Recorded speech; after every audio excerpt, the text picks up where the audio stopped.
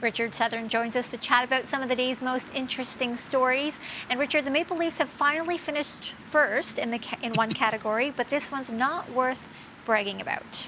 Hey, we're number one, finally. But yeah, not where we want to be. The Leafs have landed, Maleeha, on a list of the most annoying fans. They're number one. They've been voted, Leaf fans, us, the most annoying fans, and we've topped a separate list of the most delusional fans. Are we delusional or annoying? I don't think we are. I think we are. I think we are. Like, I don't really watch hockey, but my husband's cousins are really annoying when it comes to, like, the Leafs. They're obsessed. So I see it, and I'm like, when are they going to stop talking about it? So I'd have to agree, Richard.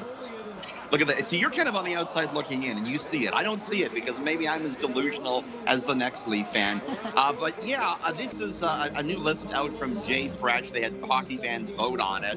Blue and white topped the most annoying list, followed by New York Rangers, Montreal Canadiens. You know, just because we believe in something that hasn't happened since 1967, I don't think that makes us delusional, does it? I'm still hoping every year it's going to happen. You know what? And it could happen. And I also feel like whenever you're really positive about something, eventually, whether it might take 50 years or 100, it's going to happen, Richard.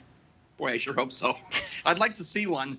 You know? In our lifetime, yes. Many Leaf fans haven't seen one. I'd like to see one eventually, but who knows if that'll ever happen, Maleeha. Let's see. I mean, the fact that people are still holding on to hope, I hope that certainly pays off. Now, here's another interesting story. It's the 4th of July south of the border, and that brings us to a story that will either delight or disgust you. Richard. Look, I love it every year. They do the hot dog eating contest every July 4th on Coney Island in New York City. And the best competitive eater in the world, the Babe Ruth of competitive eating, Joey Chestnut, he won again, the 15th year in a row, and there he is today.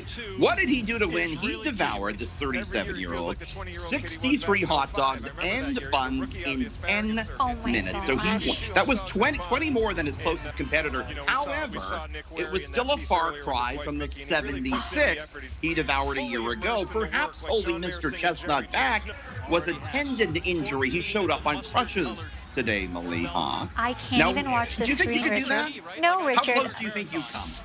You know what? I think I could maybe have 3, and that would make me sick. Like, even watching the screen right now, I feel sick. How many do you think you can do? You know what? We might be able to do 9 or 10. I'm not going to lie to you. It is the buns that kill you. Mr. Chestnut removes the hot dog from the buns, dips the buns in water in order to slide them down easier. You know, I think he's going to have some indigestion tonight. Turns out we all have some indigestion these days. There is a new Google search analytics list out of the most searched for medical conditions in Canada. Constipation, the most searched for in Canada. Mr. Chestnut likely included in that in the United States. But how about that? Nausea, vomiting, also common. So maybe we got to change what we're eating. I agree. I mean, you know what? He deserves to win. If he's going through that much effort to eat that many hot dogs, good on him. I'm glad he won.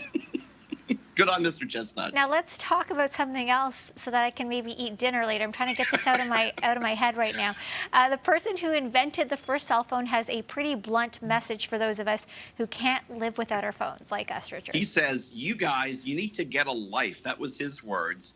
The inventor of the world's first cell phone, who's now 93 years old, was on a British morning talk show talking about it. His name is Martin Cooper. He invented the Motorola Dynatac 8000 in April 1973. He was on a British morning show, and the host, Maleeha, said, "How do you feel about me using my phone on average 5 hours a day?" And he goes, 5 hours? You need to get a life. You know, the 46% of smartphone users say they use their phone for 4 to 6 hours a day. Do you think we have a problem with this, Maleeha? I really think we do, Richard. And there's sometimes, like, I feel like my phone is like another limb. And sometimes I try to put it in another room because I don't want to touch it. What about you?